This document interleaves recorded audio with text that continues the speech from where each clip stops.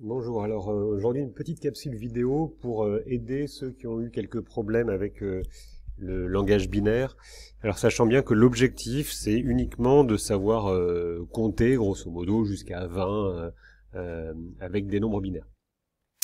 Donc c'est ce qu'on va regarder aujourd'hui, on va regarder comment compter en base 2.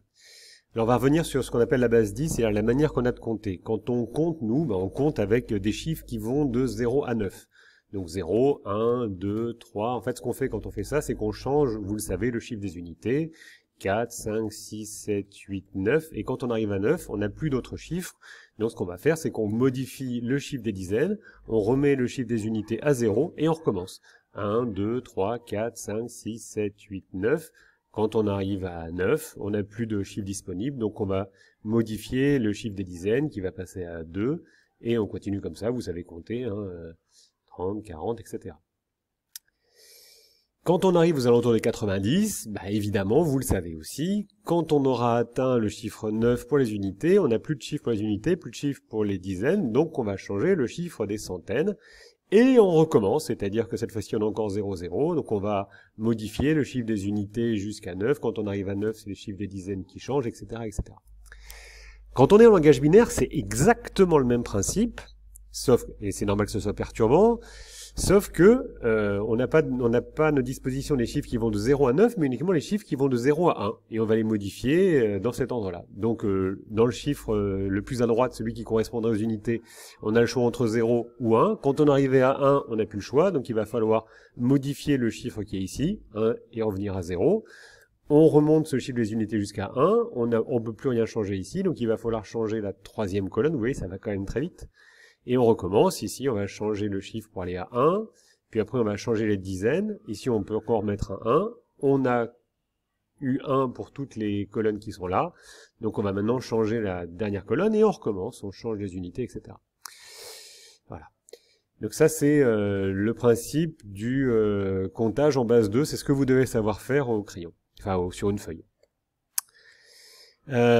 Maintenant, qu'est-ce que ça génère pour un ordinateur? Alors, quand on dispose d'un seul bit, donc la plus petite unité de codage possible pour un ordinateur, on a le choix entre un 0 et un 1. Quand on a le choix entre un 0 et un 1, ça veut dire qu'avec un bit, on va pouvoir coder que deux informations, 0 ou 1, sur une toute petite portion élémentaire du circuit électronique.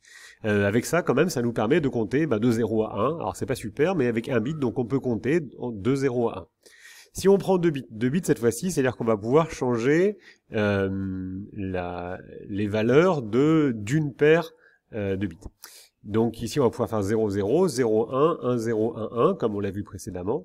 Ça veut dire qu'on va pouvoir donner 4 informations avec 2 bits, 1, 2. Donc avec 2 bits, on donne 4 informations. 4 informations, c'est 2 puissance 2.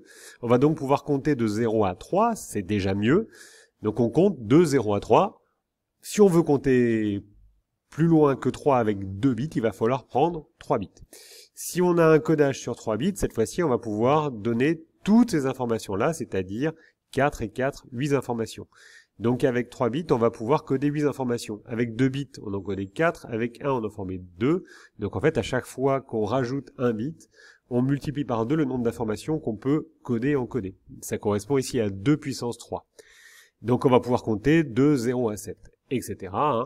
Si maintenant on a un ordinateur qui fonctionne avec 4 bits, qui étaient les plus vieux ordinateurs, on peut stocker ici 16 informations et on peut compter de 0 à 15. Si on prend un octet, 8 bits, on va pouvoir coder 256 informations, 2 puissance 8, c'est-à-dire qu'on va pouvoir compter de 0 à 255. On verra que pour les images, un octet c'est super on va pouvoir stocker à l'intérieur, par exemple, 256 couleurs différentes. Ça commence à être énorme. Et pourtant, un octet, ça prend pas beaucoup de place. Et donc, de manière générale, si on a un processeur qui fonctionne avec n bits, on va pouvoir coder 2 puissance n informations, c'est-à-dire qu'on pourrait compter du chiffre 0 jusqu'au chiffre 2n-1. Ce que vous devez donc savoir, vous devez savoir combien d'informations on peut coder en fonction du nombre de bits, et vous devez savoir, utiliser cet algorithme pour compter par exemple de 0 à 15. Et vous pouvez essayer avec 5 bits et voir jusqu'où vous pouvez compter. Vous devez avoir 2 puissance 5 informations.